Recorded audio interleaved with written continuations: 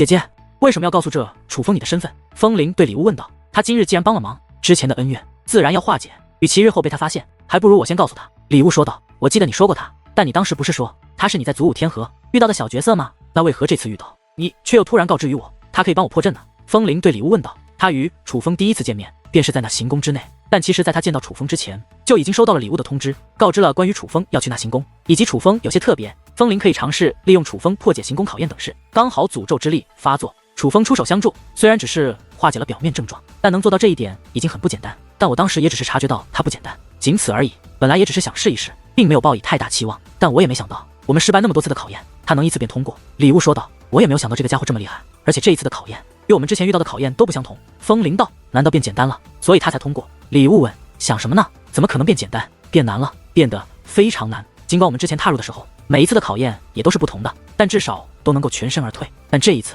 若不是楚风，我就要命丧其中了。听风铃说到这里，礼物的表情也是有所变化。他的观察力在我之上，但却并不知如此。尤其是第三关，简直吓到我了。风铃道。第三关是怎样的？礼物此时的神情也变得凝重起来。他是了解风铃的，风铃能说出他被吓到了的话，足以证明发生了很不简单的事。姐姐，觉得我的天赋如何？风铃问。你的天赋还用问吗？虽小辈身姿重新修炼，但以你的修炼速度来看，当今修武界应该没几个能与你比。礼物道。是啊，我也对我自己的天赋很自信的。而那第三关恰好能以天赋高低获取力量，我本以为我天赋之力量已经无可匹敌了，结果根本无法阻挡那些怪物的攻势。但那些怪物在楚风的天赋力量面前却是不堪一击，就只是一击，他的天赋力量覆盖了目之所及一切地带，那是真正的毁天灭地。我引以为傲的天赋在他的面前变得不值一提。风铃说道。他竟成长到了这种地步。听闻此话，礼物的表情也是格外凝重。尽管当初在祖武星域的时候，他也知道楚风天赋不错，但也只是在祖武星域那种地方不错而已。若不是这次再相遇，他是全然不会想到楚风能成长到这种地步。实际上，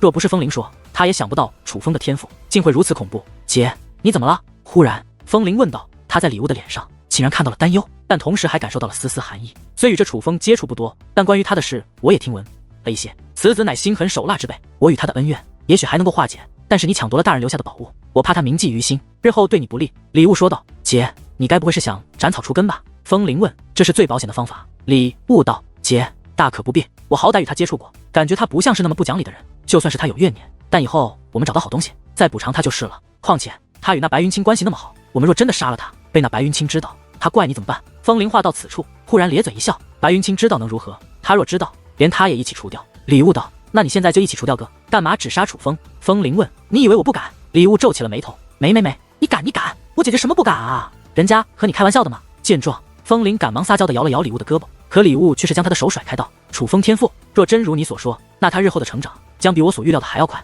反正我是为你好，是害怕他对你不利。你若不想杀，那便留着吧。抢了本属于他的东西，我已经心里过意不去了。风铃道。那你日后别后悔。礼物道。我做事向来不后悔的。风铃笑着道。可就在此时，礼物却面露痛苦，很快他的身上便长出了黑毛。姐姐，你的诅咒之力又开始反噬了。见状，风铃赶忙搀扶住了礼物。没事，忍忍就好。礼物摆了摆手。对了，大人留下的宝物，不知此物能否解除这诅咒之力的反噬？风铃说话间将那黑水晶取了出来。这到底是何物？看到黑水晶的那一刻，礼物也是被黑水晶所深深吸引，就好像已经忘记了那反噬之苦一般。姐姐也不认得此物吗？风铃问。我与你一样，记忆未完全恢复，而我现有记忆中的确不知此物是何物。礼物道。而就在此时，那黑水晶忽然释放出一股吸力，直接将礼物与风铃卷入其中。但很快，礼物与风铃又从中出来了。只是此时的礼物与风铃无一例外皆是面色惨白，浑身的冷汗，整个人也都虚弱得很，甚至连站稳都费了极大的力气，就仿佛他们经历了极为可怕的事情一般。你们还要试吗？就在此时，那黑水晶内传来了一道女子的声音，而那女子的声音与那行宫的主人一模一样。拜见大人。听到这个声音，风铃与礼物皆是吓得身躯一颤，随后便赶忙对着那黑水晶师以跪拜大礼。大人，我们本无贪图您留下宝物之心，而是怕大人留下的宝物被他人所得，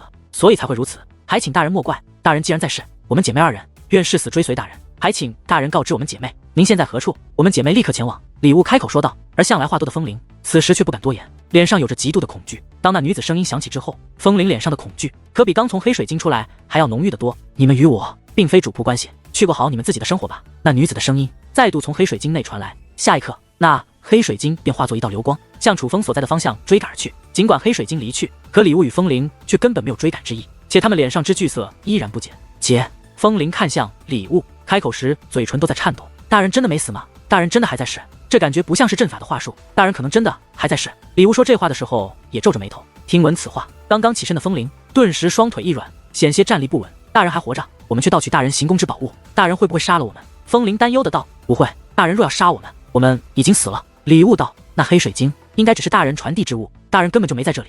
若是在，绝对不会放过我们，大人不会容许我们窥探他之宝物。风铃道。虽然记忆残缺，可他印象中的那位大人可是极为狠辣之辈。但听到风铃的话后，李雾却淡淡一笑，这才道：风铃，你太小看大人了，大人是何本领？就算黑水晶只是媒介，但既然大人能通过此物看到我们，他便可通过此物斩杀我们。李雾道。那我们是自由了吗？风铃问。不清楚。李雾摇了摇头。听闻此话，风铃的表情再度变得十分沉重。尽管那位大人已经那么说了，可他还是害怕。哪怕是残缺的记忆，哪怕已经过去数万载，可那位大人带给他的威慑，却仍然根深蒂固，深深地驻扎在他的灵魂深处。我们走吧。李悟道。那黑水晶好像是向楚风的方向追去了。姐，你觉得楚风能通过承受那股力量吗？风铃问。这不是应该问你吗？你不是更了解他？李悟道。楚风的天赋很强，可那黑水晶的世界内太可怕了，我也不确定那楚风能否承受。风铃道。别管了，大人的事咱们还是别掺和。李悟道。哇，那好。风铃点了点头，但惨白的脸色没有丝毫缓解。李悟看出风铃的不对，他是真的被吓到了，于是赶忙摸了摸他的头，且温柔地安抚道：你别太担心，大人若要杀我们，早就动手了，既没动手便是没有怪罪，况且大人活着也算是我们的靠山，于我们而言乃是好事啊。道理都懂，可我也不知为何，就是害怕。风铃道。怕也正常，大人是何存在？别说我们怕，就算远古那些大人物活着，见到咱家大人，哪个不怕？李悟道。对此，风铃虽沉默不语，可却表示赞同。他家那位大人在远古时期可是站在最顶峰的存在。对了，你回来突然，我还没问你，你此次去9天之巅是分出胜负了吗？成绩如何？李悟问。被终止了。风铃道。被终止？为何？李悟问。9天大师突然说，此次邀请名单中有遗漏之人，所以此次9天之巅就算分出胜负，排名也会遭受质疑，于是便终止了。风铃道。原来是这样，那你可有见到各方势力的小辈？李悟问。见到了，还有一个追了过来，结果被大人的行宫困住了。说到这里，风铃忽然笑了一下，是觉得那位追赶他的家伙有些可笑。既然见过，可有观察到他们的实力？可有人能够压制于你？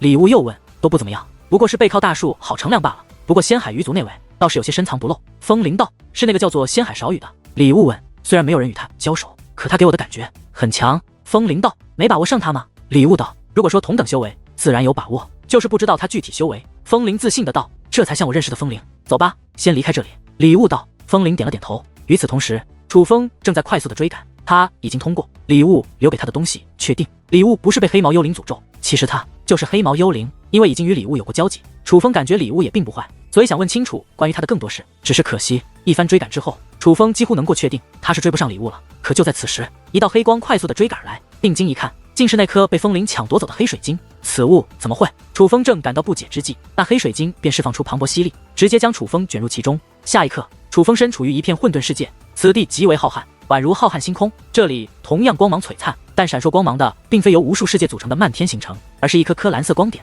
有的蓝色光点较为巨大，单独漂浮，而有的蓝色的光点虽小，但却呈排列状，如一条条蓝色的光蛇一般，在这世界内快速掠过。若仔细一看，能够发现每个蓝色光点都是一道符咒，其中必然蕴藏着一些东西。但所有蓝色光点，无论是独立的还是成群结队的，其实都是围绕着一个物体，那是一个巨大无比的蓝色光团。这个蓝色光团之巨大，简直超乎想象。而这蓝色光团内有着一颗黑色水晶，那黑色水晶与将楚风吸入此处的黑色水晶可谓一模一样，唯一的区别便是体积。将楚风吸入的黑水晶不是很大，可藏于巨大蓝色光团内的黑水晶，其体积并未比蓝色光团小上太多，恐怕数千个世界叠加在一起都未必有它巨大。不过最令楚风感到不安的是，不是那巨大的蓝色光团内有着巨大的黑水晶，而是那巨大的蓝色光团外还有着无数道巨大的锁链，那巨大的锁链上面还贴着一张张巨大无比的符纸，每一张符纸内都蕴藏着极为强大的封印阵法。身为界灵师，楚风能感觉到那封印阵法的力量究竟有多恐怖。很显然，符纸与锁链是完整的封印阵，所封印之物既是蓝色光团，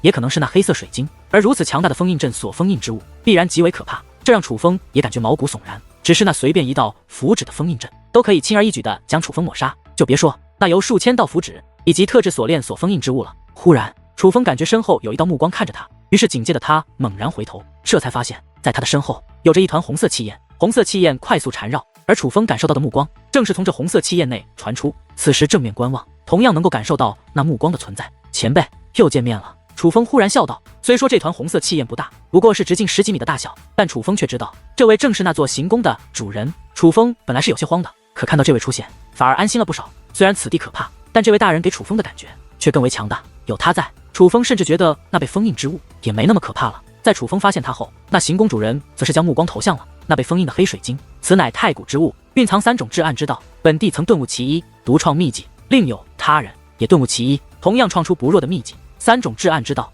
已背得去其2，如今只剩其一，但这所剩下的却也是最难的。听闻此话，楚风也再度转身看向那黑水晶。这位自称为帝的女子，实力超乎想象，她能说出这种话，足以证明那黑水晶内所蕴藏的至暗之道有多厉害。楚风虽知此物可怕，可获取强大力量之心，却让他对此物开始充满向往。你想试试？那自称为帝的女子问。想。楚风道。忽然，围绕着红色女子的红色气焰开始窜动，一只雪白手掌从中探出，手掌摊开，一团红色气焰涌现。不过苹果大小的红色气焰出现那一刻，周遭的天地都为之震荡。秘籍，楚风一眼就看出这是秘籍，从未见过的强大秘籍。你入本地行宫，破本地考验。此秘籍是本地想给你的奖励，虽不是本地最强的秘籍，但绝对胜过你身上的秘籍。那女子说道。前辈，你能看到我体内的秘籍？楚风诧异。对此，那名女子没有回答，而是将目光又投向那被封印的黑水晶。不过你所入的本地行宫内，真正的镇宫之宝就是此物，你若想领悟它也不是不可，本地可以让领悟一次，但只有一次机会，并且无论成功与否，只要你选择了领悟，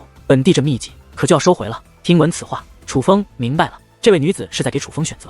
此时女王大人没有说话，尽管那女子拿出的秘籍非常撩的，充斥着极大的诱惑力，可那黑水晶显然是更为强大的存在。只是更显然的是，想要领悟于它很难，毕竟这名女子也说了，黑水晶原本蕴藏3种至暗之道，如今2种已被顿悟，现在只剩下1种，而这黑水晶仍在这女子手中。她若有本事顿悟，那也不可能轮到楚风，连她这种存在都无法顿悟的至暗之道，必然极难。正常来看，选择她的秘籍才是最佳选择，但女王大人没有给予任何建议，她尊重楚风的想法，晚辈斗胆想要试试。楚风道。要如何试，你应该清楚，若是该如何尝试都不知道，那也就没资格一试。女子道。而楚风则是自信一笑，旋即便身形一纵，快速向那黑水晶被封印之地飞掠而去。他在刚刚已经观察过了，在女子的提示下，他已经知道该如何顿悟那其中的奥秘。那黑水晶距离楚风极远，虽说他在楚风视线之内，但只是因为他体积巨大，实际上距离极远，以楚风的速度想靠近他需要极长的时间。但楚风却并不慌张，甚至连修为都没有提升，脸上充斥着自信。而突然间，楚风前方出现一团黑色气焰，那团黑色气焰诡异无比，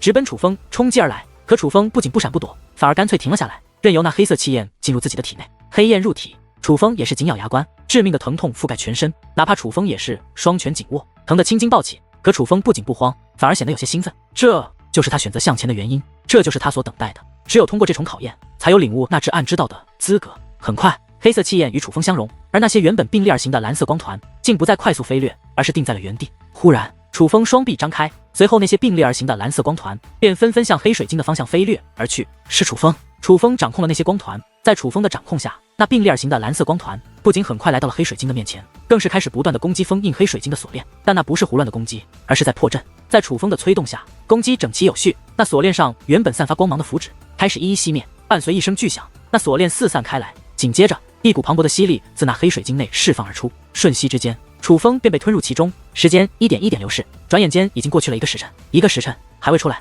看来是命丧其中了。红色气焰内，那女子淡淡叹息，身形一转，便准备就此离去。可突然，她神色一动，旋即再将目光投向那黑水晶。此时，刺耳的撕裂之音不断响彻，传遍着无边世界，而一切皆是源自于那黑水晶。那黑水晶竟然开始出现裂痕，紧接着道道雷霆开始自那黑水晶的裂痕之中钻出，雷霆越来越多，光芒越来越盛，天地震荡。今天的爆炸化作恐怖的力量，吞没整个无边世界。太古神域有着诸多禁地，死亡星域便是最太古神域最令人闻风丧胆的禁地之一。此地隐藏着诸多远古凶兽，而其中最令人闻风丧胆的，乃是身披黑甲、缠绕黑色火焰的巨龙。这黑焰巨龙若是成年，体长可达数十万米，只是摇摇尾巴，便可掀起滔天飓风；只是一口龙息，便可贯穿一个世界。可眼下，这黑焰巨龙竟有数千条，并且全部都是成年状态。可偏偏它们没有一具是完整的，皆是化作了一个个巨大的黑色肉团，漂浮在这充满红色气焰的星空之中。它们的鳞片更是随处可见。死了！令人闻风丧胆的黑焰巨龙全部死去，但这里所飘荡的死尸却绝不止黑焰巨龙这一种。除了黑焰巨龙外，还有多种强大的凶兽，加到一起，数量足有数百万之多。可无一例外，它们已然全部死亡。如今只有残缺的巨大身躯漂浮在这无边星空之中。但相比于这些残尸，最可怕的却是那覆盖这片星空的红色气焰。红色气焰的源头处有着一道女子的身影，此女子一头红发，身姿霸气非凡，仿佛拥有主宰一切的力量。但她却是闭着双眼，仿佛进入了某种特殊状态。忽然，这女子突然睁开眼眸，但目光却是若有所思。良久后，其嘴角扬起一抹淡淡的笑容。楚风，有点意思。忽然，女子想到了什么，她手掌一挥，其身后的空间便扭曲起来。很快，由红色气焰所凝聚的结界门浮现而出。这道结界门非同寻常，蕴藏着极为强大的传送之力。很快，那结界门内走出来一名老者。老者见到此地惨烈一幕，也是大惊失色。死亡星域，这太古神域最令人闻风丧胆的地方，无数强大的远古凶兽盘踞于此，连他都不敢贸然踏入之地。可现在竟尽数被屠灭，换作是谁知晓，都会大为震惊。此乃足以轰动太古神域之大事。可当他发现女子的身影之后，脸上的惊容便立刻消退。若是这位大人出手，那此地一幕便不必大惊小怪了。于是他赶忙对着女子施以一礼：“大人，您叫我？”老者问：“你先前不是说那个叫楚轩辕的后生闯入了你的领地，结果如何？”女子问：“回大人，我那领地已经沦陷了，已派人前去镇压，很快便有消息。”老者道：“就在此时，又有一名中年男子走了进来，他气宇轩昂，一看也是不凡之辈，乃是一位修武强者。可踏入此地之后，顿时身子一软，险些瘫坐在半空之上。他应该是寻找老者而来，不曾想踏入浩瀚星空之中。而这浩瀚星空飘荡着无数庞然大物，但每一个庞然大物竟都是残尸。这惨烈的景象，加上女子的身份，顿时将他吓得脸色惨白，双腿发软。大人，属下是想找陈灭大人。见陈灭大人宫殿内有一道结界门，属下便进来了。属下不知道大人也在此地，若是知道，绝对不敢贸然踏入，还请大人饶命。大人饶命啊！”这明明修为不弱的中年男子见到女子后，吓得赶忙跪在半空之上。他是真的怕了。我有那么可怕吗？女子问。而老者也是皱了皱眉，走上前去，狠拍了一下中年男子的脑袋。慌什么？大人哪有那么可怕？真是丢人现眼。话罢，他便一把抓住中年男子的衣领，将他抓了起来。是领地的事有消息了。是。3位长老大人传来消息，已将楚轩辕围困，要不了多久便会将其活捉。男子道：“大人，若是将那楚轩辕活捉，要如何处置？”老者看向女子：“你陈灭的领地，应该不是凡人能入的。而他不仅能够发现你领地内的宝物，还能够凭借一己之力将你领地内的宝物夺取，是个人才。不要伤害他，将他夺取的宝物收回，抹除记忆即可。”女子道。老者点头，随后看向那名中年男子：“听到大人说的了吗？”属下明白。那名中年男子施礼之后，便赶忙从结界门内撤离。其实我叫你来，是另有其事。我与太古神域外联系的媒介被人毁了，但还有一物，有可能能让我联系到太古神域之外，你去帮我取来。女子说话间，将一张地图丢给了老者。老者起初还不解，为何这位大人不自己去取？而当他打开地图之后，便明白了，于是道：“属下这就去办。”去吧，我正好也想和洛了解一下太古神域外的局势。女子道。可就在此时，先前离去的那名中年男子又从结界门进来了。大人，并且此时他的脸色很不好看，发生什么？直说便是。老者道。3位长老又传来了消息，他们负伤了。中年男子道。负伤了？连他们也不是那楚轩辕的对手，连一个当代修武界的后生都收拾不了，枉他们修炼了数万载，真是没用。听闻此话，老者暴怒，旋即他收敛怒容，而是惭愧地对着女子施礼道：“大人，我先去收拾了那楚轩辕，再去为大人取来此物。”可就在此时，中年男子再度开口：“大人，您不用去了，因为什么？有屁快放！别在大人面前吞吞吐吐的，丢老夫的人！”老者愤怒地咆哮道：“因为那楚轩辕自爆了，正是他自爆的力量，伤了3位长老。”中年男子道：“自爆了？”听闻此话，老者也愣住了。虽然刚刚还很愤怒，可此时他的脸上竟涌现出了极度的失落与难过。他也是惜才之人，相比于女子，他关于楚轩辕的事情听闻更多。实际上，只要女子不下令除掉楚轩辕，就算楚轩辕闯入了他之领地，夺取了他宝物，他也不会伤害楚轩辕。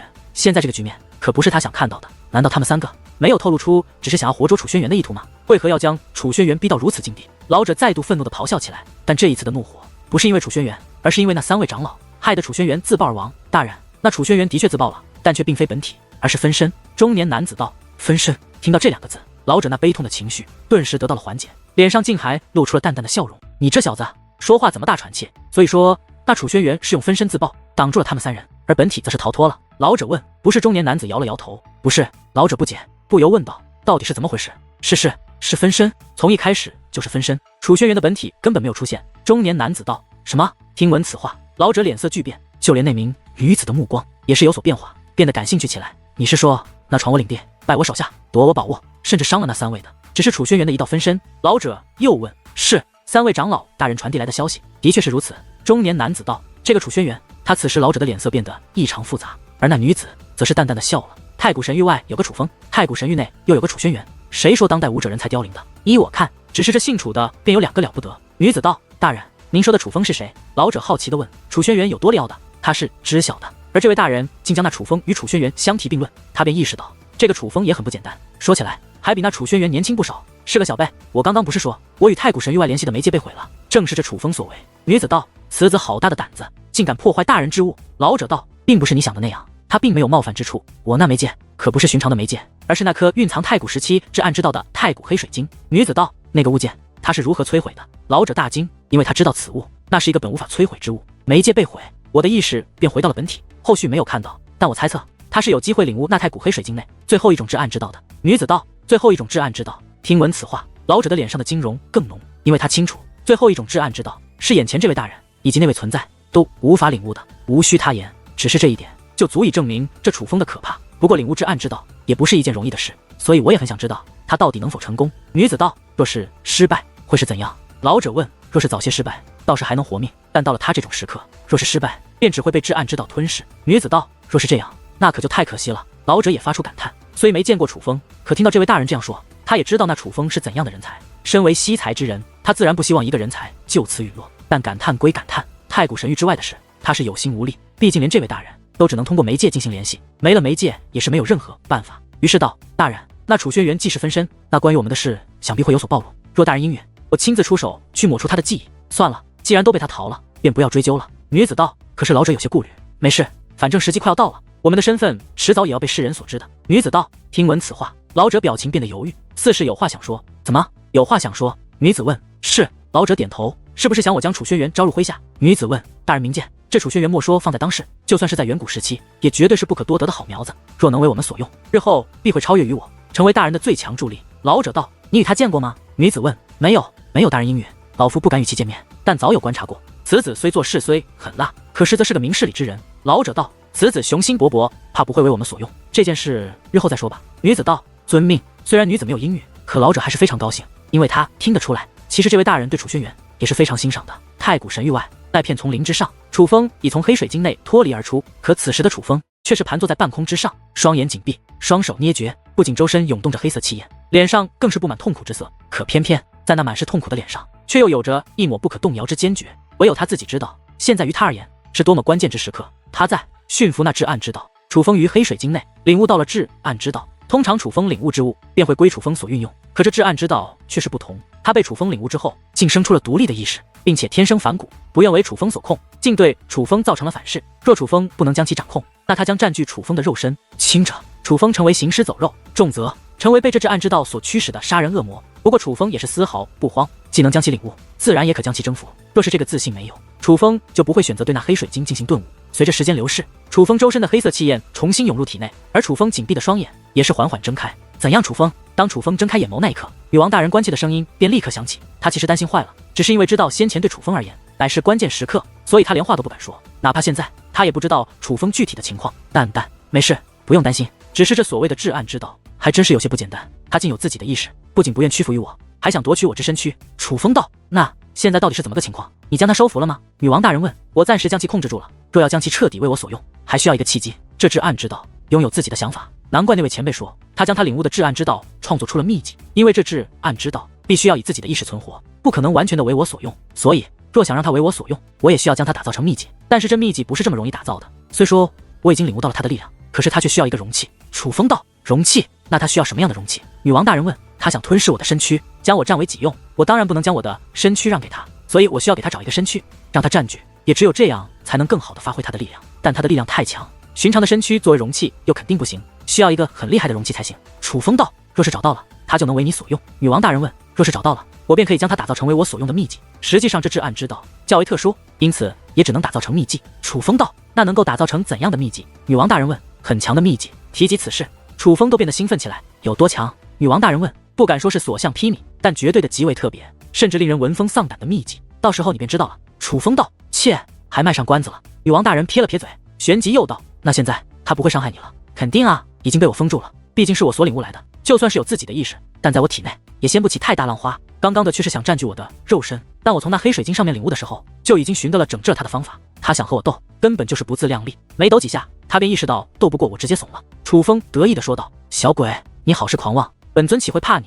可就在此时，一道诡异的声音自楚风体内响起，这声音不仅楚风听得见，就连女王大人也听得见。下一刻，更为猛烈的黑色气焰从楚风体内喷涌出，但不仅仅是楚风体内，在楚风的灵魂深处，更是被磅礴的黑色气焰所吞噬，正是楚风所领悟的至暗之道。只不过这至暗之道此时的反噬，比先前可更为猛烈。很显然，这至暗之道的确具有自己的意识，甚至能够说话。而他现在之所以会如此，乃是因为楚风刚刚的话将他激怒了。可是面对至暗之道疯狂的反噬，楚风不仅不慌，反而嘴角扬起一抹阴谋得逞般的笑容。随后，楚风再度双眼紧闭，双手捏动法诀，但这一次的法诀却有了变化。此时楚风所捏动的法诀乃是修炼的法诀。没过多久，天际之上雷鸣阵阵，耀眼的9色雷霆覆盖了整片天空。天现异象，乃突破之兆。很快，9天之上的9色神雷劈落而下，直奔楚风而来，最终将楚风所笼罩，疯狂地钻入楚风体内，欲要将楚风撕碎毁灭。正常来说，9色神雷的异象虽然威势滔天，但只会对楚风一个人造成伤害。可偏偏眼下，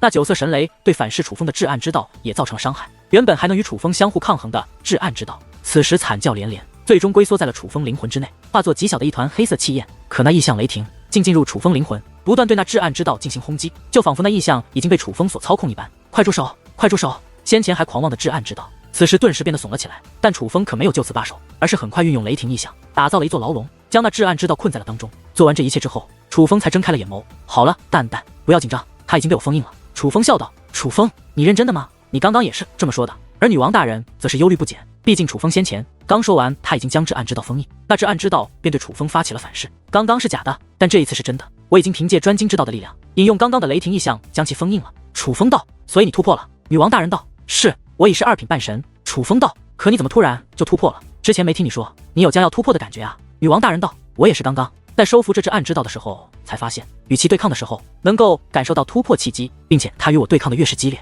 这突破契机便越浓。只是他很快便怂了，所以我这突破契机未能完全领悟，因此我才说了那番话，就是故意刺激他，让他再与我斗一次。这样一来，我便可重新领悟那突破契机。”楚风道：“你竟然利用本尊至暗之道！”发出愤怒的咆哮。他没想到楚风竟是故意挑衅他，为的就是想要在与他对抗的时候领悟突破契机。可是他偏偏却让楚风得逞了。至暗之道越想越气，于是便要再度暴走。哎呦！可刚尝试暴走，便又立刻发出一声惨叫。虽说9天之上的神雷异象消散，可被楚风引入体内的雷霆牢笼却依旧封印着至暗之道，并且这雷霆牢笼又融合了楚风从黑水晶内所领悟的掌控至暗之道的力量，因此可以完美压制至暗之道，使其一点反抗的机会都没有。你这小鬼，好是卑鄙！无可奈何的至暗之道只能发出一声怒骂。卑鄙！楚风冷然一笑，这才道：“记住，我不管你有没有自己的意识，但你现在是我的，是我领悟了你，你才能脱离那黑水晶，才有了自己的生命。你是因我而生，而我既能悟你，便能治你。与我斗，你最好掂量掂量。我高兴了，将你变成秘籍为我所用，让世人见识你之力量；我若不高兴，就让你魂飞魄散，彻底从这个世界消失。”楚风这一番话过后，那至暗之道便没了声音，不知是被楚风的话震慑住了，还是又有了怎样叛逆的计划。但楚风倒是无所谓，他从黑水晶内已经领悟到了如何掌控至暗之道的方法，就算没用利用异象的力量布置出封锁至暗之道的牢笼，他也可以控制住至暗之道。就如楚风自己所说，既能悟他，便能治他。这一句话可不是吹的。楚风，这至暗之道若再对你进行反噬，你还能在修武方面有所收获吗？女王大人问。毕竟刚刚楚风说了，他此次能够突破，正是至暗之道对他进行反噬的时候。楚风从中领悟到了修武契机，若能一直如此，那这至暗之道反而成了楚风修炼的利器了。能领悟的已经领悟到了，再反噬的话，这其中所蕴藏的东西也无法支撑我继续突破了。楚风道：“这样哦，那本女王懂了。”其实女王大人也觉得不可能蕴藏源源不断的机会，她之所以问，也只是想确定一下罢了。楚风大哥，忽然一道熟悉的身影出现在了楚风的视线之内，乃是白云清。你突破了。白云清出现后，便直接问道。他原本站在原地等着楚风，但是看到那异象之后，便根据异象坠落之地找了过来。是突破了。楚风笑了笑，楚风大哥也太厉害了，说突破就突破呀。白云清笑道，我也觉得挺突然的。楚风道，反正突破了是好事。对了，大哥，你刚刚为什么突然就走了？是因为感受到了突破契机吗？我还以为是因为礼物姑娘给你的东西有什么问题，你去追礼物姑娘了呢？白云清拿出那个礼物姑娘给楚风的木质盒子，嘿嘿的笑了起来，但其实也是在询问自己心中的不解。兄弟，我觉得这件事还是应该告诉你。随后楚风便将他的猜测告诉了白云清。楚风大哥能够确定吗？白云清问。不能确定，只是猜测。楚风道，可是我感觉礼物姑娘不像是这样滥杀无辜之人啊。白云清道，他的表情虽有疑问，但并没有太大的吃惊，就好像礼物姑娘真的是黑毛幽灵，他也并不介意一般。黑毛幽灵所谓也是能够理解的，倒也不能说他就是恶人。所以我追赶礼物姑娘也是想问清楚一些事情罢了。不过话说回来，礼物姑娘若真的是黑毛幽灵，你还会继续喜欢她吗？楚风问。会啊，当然会了，我喜欢的是她，不管她是什么身份我都喜欢，别说是黑毛成精，就算是88成精我也喜欢。白云清道，兄弟你的意思我明白，但是你这个举例方式，礼物姑娘听到不知道会不会抽你。楚风哈哈笑道。其实对于白云清这个回答，楚风也很是赞赏。其实如果换作是他也会做出与白云清一样的决定。兄弟，这里面的东西对我有用，盒子留给你做纪念，里面的东西我取走。楚风看向白云清手中的盒子，那盒子内的力量其实是可以解除白丽洛身上诅咒的，这就算礼物姑娘将这盒子给楚风的原因。大哥，你直接就拿去用吧，不用留给我做纪念。白云清道，盒子我没用，只要里面的东西即刻。楚风说话间取出一个盒子，将里面的黑色气焰收集了进去。若是这样，那我可就留下了。白云清嘿嘿笑道，虽然嘴上说着不要，但实际上他还是很想要的。虽然只是一个盒子，但是因为礼物姑娘的，他就格外喜欢。爱情哟，看着白云清对那盒子爱不释手的样子，楚风笑着摇了摇头。别说别人了，你还不是一样。女王大人道，我有这么恋爱脑吗？楚风问。有吗？呵呵。女王大人撇了撇嘴。楚风一时语塞，因为他也知道，在这个话题上，他其实也没啥话语权。楚风大哥，你接下来打算去哪？白云清问。回图腾天河。楚风道。楚风大哥，莫非是要找单道仙宗大人的人算账？白云清问。反正闲着也是闲着，不如就给他们天天赌。楚风道。楚风大哥，你若不急，先与我走一趟。我之前受到了师尊传来的消息，师尊叫我回去一下，但应该不是什么要紧事。待我处理完，我与你一同对付单道仙宗。白云清道。你师尊叫你回去，你就回去。单道仙宗与我的恩怨，你还是不要掺和进来。楚风是不想连累白云清，而白云清也看出楚风的意思了，于是道：楚风大哥，你若这样说可就没意思了。你的仇人就是我的仇人，就算你不对付单道仙宗，我也绝对不会放过他们，尤其是那个贾令仪。话罢，白云清便一把抓住楚风。楚风大哥，你若不随我去，我可就不放手了。看着白云清这个样子，楚风也是无可奈何，只能与白云清同行。一番赶路之后，楚风便与白云清又回到了图腾天河。白云清师尊隐居的那处凡界，只是刚从传送阵走出来，就听到了一些人的交谈，而这个交谈的内容却传递出了一个让楚风不安的消息：传送阵乃修武者赶路最快的方式，所以除了极为偏僻的地方外，几乎每个传送阵外都汇集着大量的人群，因此往往传送阵外也是获取消息的最佳途径之一。而楚风与白云清从传送阵内走出，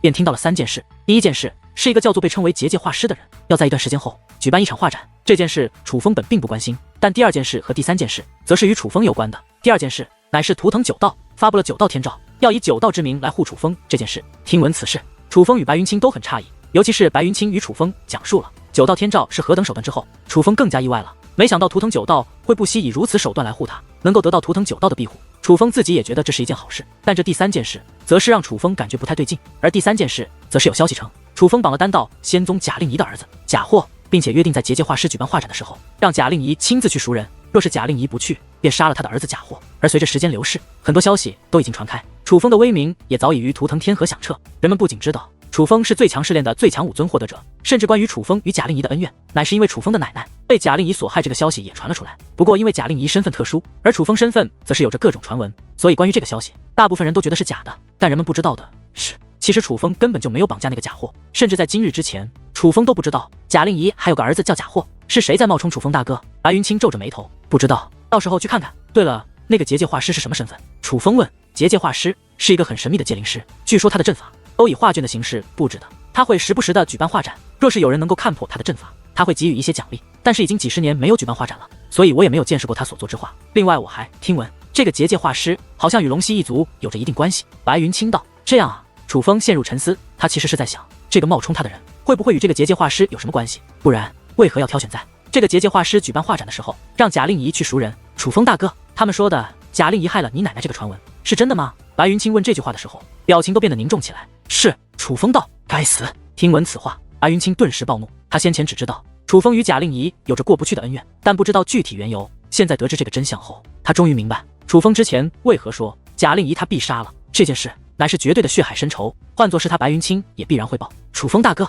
这贾令仪真是该死。你放心，无论付出何种代价，这个仇我都会帮你报。白云清对楚风道。兄弟，我知道你讲义气，但是这件事你还是不要插手。我与贾令仪的恩怨不想依仗任何人，我要亲手来解决他。楚风道。楚风大哥，白云清还想说什么？好了，你师尊不是有急事找你，赶快先回去吧。楚风道。虽然很想知道是何人在冒充自己，但那画展的时间还来得及，而且都来到这里了，自然也要陪白云清走一趟。于是楚风2人便又来到了那座神秘的山庄。一起进来吧。刚来到山庄，山庄内便传来了白云清师叔的声音。听闻此话，白云清窃喜，毕竟上一次带楚风来，楚风可是被拦在了门外的。当楚风2人进入山庄后，其师叔已在门内等候。楚风小友，你的戒灵怎样了？白云清师叔问。此次见到楚风，他的态度明显比之前友善了不少。前辈，我的戒灵已无大碍。楚风道。看来那生命水晶果然是可以创造奇迹之物。白云清师叔叹道。听闻此话，楚风与白云清明白，显然楚风与不老峰得到生命水晶的事情，白云清的师叔已经知晓了。楚风小友，你与图腾九道是何关系？白云清师叔又问。朋友。楚风道。不是普通朋友吧？白云清师叔又问。楚风笑了笑，没有回答。懂了。白云清师叔也随之笑了笑。难怪这老东西对你态度比之前好了，定然是因为图腾九道以及得知了你拿到了生命水晶，所以才不敢轻视于你。女王大人道。正常。楚风道。的确正常，哪怕修武界之人也大多是看身份来决定对待态度的，毕竟只要是人就难逃势利2字。那假货真的被你抓了吗？白云清师叔又问。不是，这件事我没做。楚风道。那就好，那贾令仪可不是好惹之人，若无恩怨，建议楚风小友还是早点澄清一下。解开误会。白云清师叔道：“这还真不是误会。虽然我没有抓贾令仪的儿子，但我与贾令仪的确有恩怨。”楚风道：“听闻此话，白云清师叔不由一愣，但旋即笑了笑，差点忘了，楚风小友是有图腾9道撑腰的了。”尽管他这样说，可是气氛还是变得有些不太对。于是白云清赶忙问道：“师叔，师尊唤我回来，是有何事？”有一座阵法已经到了关键地方，但若想变得完美，需要小辈界灵师来处理。不过现在应该也用不到你了。塔儿请来了7届圣府的一位小辈天才，他正在完善此阵。白云清师叔道：“7届圣府的小辈是谁啊？”白云清问：“叫做林航。不过你既然回来了，便也一同去看一看吧。”话落，白云清师叔便带着楚风与白云清向着山庄深处行去。林航又是谁？你听过吗？楚风对白云清暗中询问。听过，是7届圣府成名较早的一位天才，但后面被凌霄等人超越了。他的年龄应该也挺大了，没想到还是小辈范围之内，我以为他已经不是小辈了。白云清道：“那这个塔儿又是谁？”楚风问。塔儿姐是师叔的女儿。对了，楚风大哥，塔儿姐她脾气不太好，楚风大哥等下见到她，若是她说话让你不舒服的话，还请你担待一下，莫要与她一般见识。白云清道：“没事，我这个人就是脾气好。”楚风笑了笑：“我塔儿姐也是一位小辈天才，并且她乃是特殊体质，界灵师的特殊体质。”白云清道：“怎么个特殊法？”楚风只听说过界灵师有特殊的血脉，还第一次听说有特殊的体质，具体的我也不清楚，总之挺特别的。白云清道。白云清师叔带路下，楚风3人来到一座大殿内，刚进入大殿，便闻到了一股极为刺鼻的味道，也就是楚风等人耐受力强，不然这股味道便足以让许多人晕眩、呕吐，甚至直接晕倒。这大殿本身就是一座强大阵法，而这大殿中心还有着一座阵法，那阵法已经是近乎的完整状态，但还是有一道身影在进行最后的打磨。此人是要将这阵法打磨得近乎完美。这阵法极为特殊，本身就是完整的阵法，若想打磨得更加完美，便只能由小辈来完成。眼下做此事的男子，自然便是那个来自7届圣府的林航。除了林航外，大殿内还有一名女子，也是小辈。她长得有几分姿色，皮肤白皙，身材高挑，尤其是那一双笔直而修长的大腿，非常的好看。她穿的裙子较短，可以更清楚的看到她的腿，不是那种干瘦的腿，是饱满有肉但却很好看的那种。再加上其皮肤雪白，还真是养眼。但这女子的眼神非常凌厉，一看就是蛮横之人。当她看到楚风等人之后，顿时眉头皱起，对白云清师叔道：“父亲还叫他来做什么？这件事情林寒公子可以完成。”他口中的他自然便是白云清。云清毕竟是自己人，就算用不到他，但让他来看看也是好的，可以长长见识嘛。白云清师叔笑道。他说话的时候都是笑着说的，他对白云清可没这么和善，可以看得出来，他对自己的这个女儿乃是非常的溺爱的。这个又是谁？那女子看着楚风道：“如今外面传得沸沸扬扬的楚风，便是这位小友。楚风小友，我来与你介绍一下，这个乃我的女儿李塔儿。”白云清师叔介绍道。其实不用他介绍，楚风也知道这个女子是他女儿，但是听到介绍之后，那个李塔儿对楚风反而有些兴趣起来。你就是那楚风，你奶奶被贾令仪害死了，然后你绑架了他的儿子贾货。他较有兴趣地打量着楚风，但是这种眼神让楚风很不舒服，他的目光之中没有尊重，他看楚风的眼神就像是在看待一个热闹。于是楚风没理他，而是将目光投向那阵法，甚至楚风动用了天眼来观察，因为楚风发现这阵法很不简单。可楚风这样的举动，则是让那李塔儿面露不爽。塔儿姐，那件事不是我楚风大哥做的，是有人冒充他。见状，白云清解释道：“楚风大哥，你怎么还叫他大哥？他看着应该还没你大吧？”李塔儿问。楚风大哥救过我的性命，我叫他大哥是因为尊重他。白云清再度解释。尽管白云清给予了回答，可是李塔儿似乎并不感兴趣，而是走到楚风身旁。怎么，你对这阵法感兴趣？难不成你想试试？李塔儿问。楚风依旧没有理会，而是认真的观看着。李塔儿忽然一笑道：“别看了，你没机会，有林寒公子出手，根本轮不到你们。”忽然，楚风转身看向白云清师叔：“前辈，这阵法有何用途？”此阵法乃是云清师尊所布，具体有何用途我也不知，但知道的是这阵法有大用。白云清师叔道。听闻此话，楚风暗中传音于白云清：“兄弟，若是你出手来将此阵打磨到完美状态，那你师尊是不是会对你刮目相看？”这是当然啊。白云清回复道。若是这样，那你也出手吧，我指点你。楚风依旧以暗中传音的方式道。楚风大哥，难道这位林航公子无法将此阵打磨至完美吗？白云清问。此人有些手段，的确不是凡人，但我指点你，肯定比他做得好。楚风说道。楚风大哥，这么说来，你若出手能够打磨得更好。白云清忽然兴奋地大喊起来。本来他们2人都是暗中传音，可是白云清不知道是不是故意的，这句话他乃是直接说出来的。他此话一出，莫说李塔儿与其师叔听到了，就连那原本专心打磨阵法的林航也是停止催动阵法，而是将目光投向了楚风。这位公子难道也想试试？林航笑着问道。见状，李塔儿赶忙道：“林寒公子，别听他们胡扯，他们哪有这个本事？你安心完善阵法即可，可千万受他们2个影响。”话罢，他竟恶狠狠地瞪向了楚风与白云清，那眼神跟要杀人一样。你们2个要看就看，但是给我闭上嘴巴！人家林航公子是何等境界的界灵师，人家可是紫龙神袍他布阵的时候，需要你们2个多嘴吗？你也不看看你们2个是什么东西？话到此处，那李塔儿将目光锁定在楚风身上，尤其是你，也不撒泡尿照照自己，真以为夺得了个最强武尊的名头，就天下无敌了，还大言不惭，说完善的比灵堂公子好，真是井底之蛙。听闻此话，女王大人顿时怒了，他算什么东西，敢这么与你说话？楚风，让本女王出去，看本女王不撕烂了他的嘴。女王大人怒道：蛋蛋，别和这种货色一般见识，就当给白云清一个面子。楚风道：真烦，别给本女王机会，不然我要她重新做人。女王大人撇了撇嘴，塔尔姑娘，你也别这样说，这两位兄台既然能够这样评价于我，相信他们的修为也定然不会低于我吧。那林航淡淡的笑道，虽然他说话非常客气，但谁都能听出来他的言外之意，这是一个阴阳怪。林航公子说对了，我的修为还真不低于你。白云清说话间手掌摊开，随后一股结界之力涌现而出。看到那股结界之力，白云清师叔与那个李塔尔皆是神色一变。云清，你踏入了紫龙神袍。白云清师叔惊讶的道，毕竟关于白云清的修为，他可是清楚的。白云清离开的时候还是蓝龙神袍，而按照正常修炼，白云清不可能这么快就踏入紫龙神袍才对。师叔，我此次能够突破，还多亏了我楚风大哥帮忙。白云清道，楚风小友帮忙。白云清师叔看向楚风，目光复杂，切，难怪说话变得有底气了，原来是修为增进了。但同样的修为也有强弱之分，你还真以为你能比从7届胜负出来的灵航公子更强吗？李塔尔阴阳怪气的道。尽管白云清修为提升了，他也很少惊讶，但他仍坚定的认为白云清就是不如这个灵航。李姑娘，此话是在说白云清的师尊实力不行吗？久久没有说话的楚风忽然道，你什么意思？挑拨离间吗？李塔尔怒道，挑拨离间？白云清师尊也是有名的界灵师，但你却一脸看不起白云清的样子，不就是看不起他的师尊？楚风问，我可不是这个意思，你少胡说八道。李塔尔辩解道，楚风小友，塔尔向来口直心快，但他绝对没有这个意思。白云清的师叔也是赶忙解释，看得出来他们父女俩虽然不怕白云清，但应该是很惧怕白云清师尊的，都不敢背上，看不起白云清师尊的名头。白兄，你刚刚说你能够踏入紫龙神袍，乃是这位楚兄的功劳，这样说来，这位楚兄的境界岂不是还要在你我2人之上？若是如此，不如我们3人一同来完善这阵法，毕竟人多力量大嘛。那林航笑道，我也正有此意。白云清说话间看向楚风，楚风大哥，咱们一起吧。也行。楚风点了点头，本来他是想指点白云清，让白云清独自来完善这阵法，这样一来便是功劳一件。但这林航实在狂妄，表面客客气气，实则是一个阴阳无比之人。就比如从他知道楚风与白云清的名字而言，就说明楚风与白云清进入这里的时候，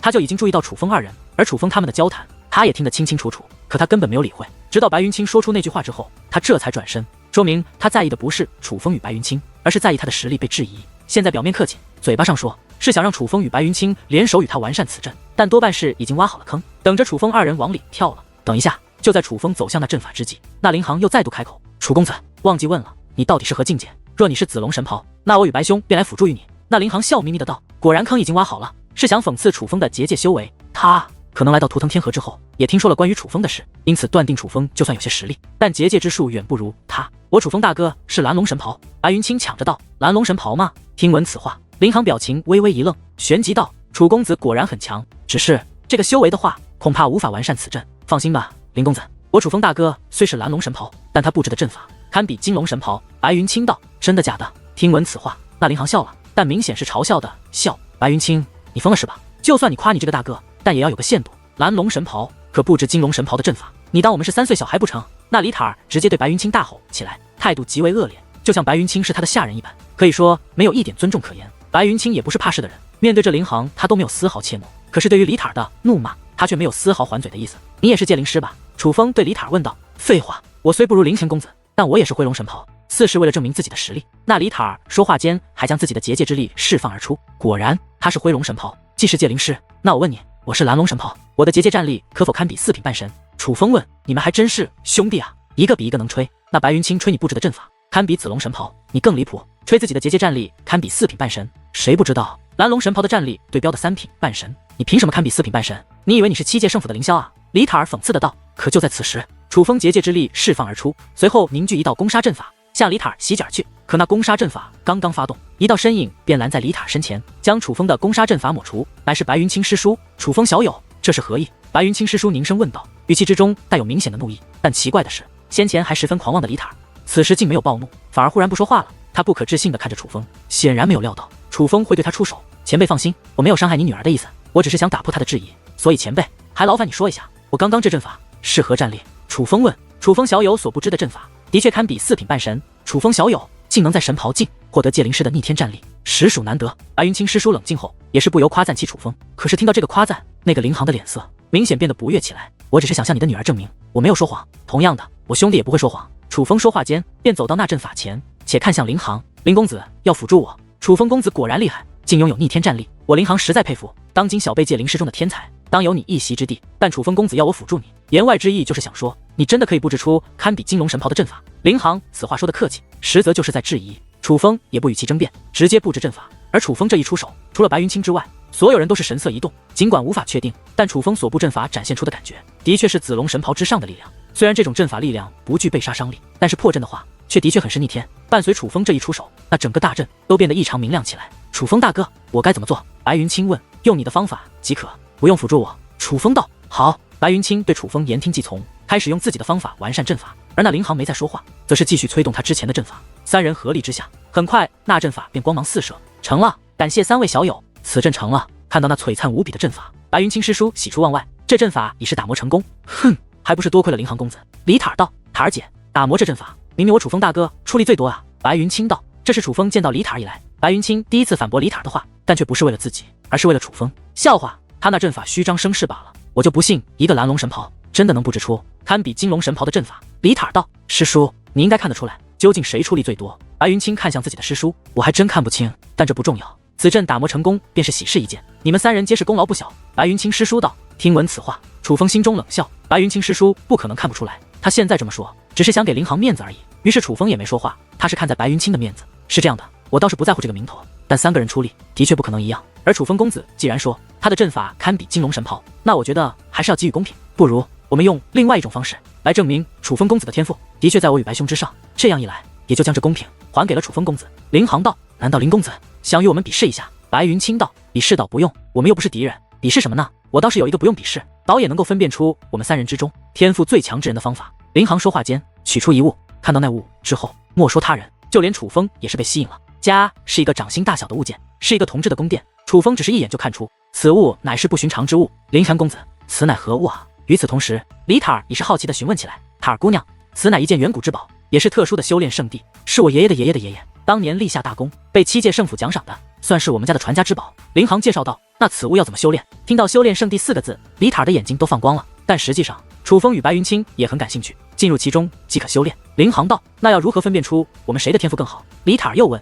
有3种方法，第一种，进入此塔需要钥匙，但有钥匙也不行，还有2个限制，一个是小辈，另一个便是悟性。若是悟性不够，有钥匙也进不去此塔。第2种便是破阵的手段，进入到里面之后需要破阵，若是无法破阵，将会被此塔踢出，将没资格进行修炼。第3种便是获取力量，破阵之后，此塔会根据天赋强弱来赠予力量，这个力量更利于修炼。当然，我愿意将此物拿出，也是想与塔姑娘以及2位兄台分享。林航笑眯眯的道。林航公子真是大气，不像这2个小气的很。李塔儿道。这女的有病吧？从哪看出你小气的？女王大人忍不住骂道。淡淡，不用理她，我感觉她有病。楚风道。什么病？女王大人问。舔狗病，你看她像个女舔狗似的，疯狂的舔这个林航。楚风道。你别说，还真是。女王大人哈哈笑道。就在此时，这座大殿微微颤动起来，与此同时，大殿本身的阵法开始与那大殿中心被楚风3人完善过的阵法产生了某种联系，阵法已经完善，要进行最后的压缩了。此地已不宜久留，咱们出去说吧。白云清师叔道。随后，白云清师叔便将楚风等人带到了另外一座专门款待贵客的宫殿之内，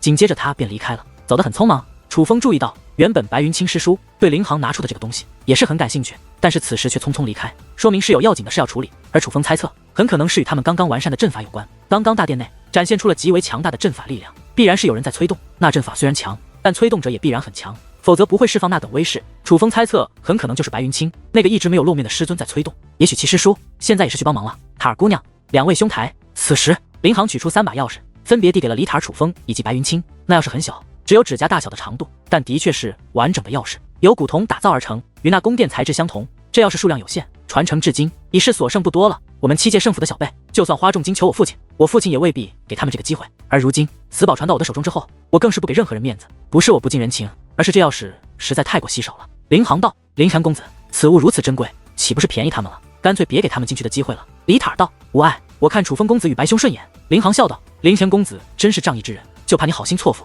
李塔儿道。果然是个女舔狗。女王大人骂道。我林航的确不会识人，但我教人全凭感觉，若真被负了，我也认了。林航一副极其大方的样子，且林航此话说完，便用手握紧钥匙，随后那宫殿便自动漂浮起来。虽然宫殿仍是手掌大小，并没有变大，可是涌现出了诸多符文，符文也很小，非常之小，但却很多，如蜂群一般，围绕着宫殿快速旋转。楚风不由认真观察起来，林航人品如何不谈，但此物的确是个可以用来修炼的宝物。这2个人干嘛呢？贼眉鼠眼的。女王大人道。林航与李塔儿就站在楚风对面，虽说楚风的目光此时凝视着那座塔上快速旋转的符文，可是余光还是扫到了这2个人。我猜测是那林航在暗中指点李塔，嘴上仁义道德，实则卑鄙无耻。楚风道：“2位兄台，里面见。”林航对楚风与白云清此话说完，便捏动法诀，法诀捏动，其手中钥匙破碎，化作一团结界之力，将其包裹。下一刻，他化作一道流光，进入了那宫殿内。果然，就在林航进去后，那李塔便看向楚风2人：“你们2个，就算有着钥匙，也未必进得去，还想与林航公子争功劳，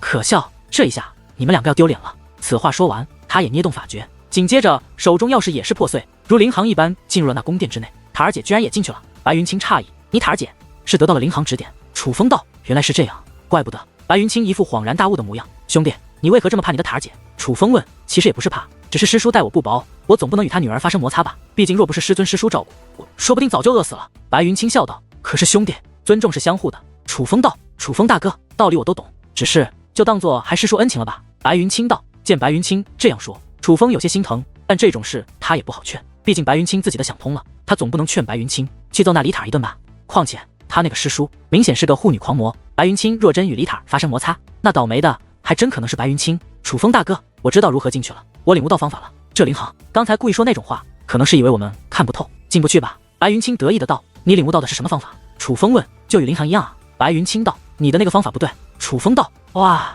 不对，我还没用啊。”白云清道：“我知道你没用，但你准备用的方法，既是与林航一样的，那就是错误的。真正的方法是不依仗着钥匙而踏入其中。”楚风道：“还有另外的方法？”白云清道：“对，我教你。”楚风随后便将他所领悟到的方法传授给了白云清。可是楚风传授过之后，白云清却是眉头皱起：“楚风大哥，不行啊，你这个方法太复杂了，我掌控不了。”白云清道：“这样吧，我教你一种独特的掌控方法，你若学会，应该就可以掌控了。”随后，楚风将自己从秦九大人那里所悟得的掌控之法告诉了白云清。完整的方法太难，楚风只是将掌控那宫殿符文的方法告知了白云清。可是白云清却越听脸庞越是扭曲：“楚风大哥，我不行，我听着都头皮发麻，这不是我能驾驭的东西，实际上我都听不懂，就别说让我运用了。”白云清道。楚风一时语塞，因为在他看来并没有那么难，但白云清的表情又不像是在骗他。“楚风大哥，你布阵都是用这种方式来掌控阵法的？”白云清又问。“是啊。”楚风点头。“楚风大哥，我白云清就算嫉妒谁都不会嫉妒你，你太牛了，活该你这么强。”白云清对楚风竖起来大拇指，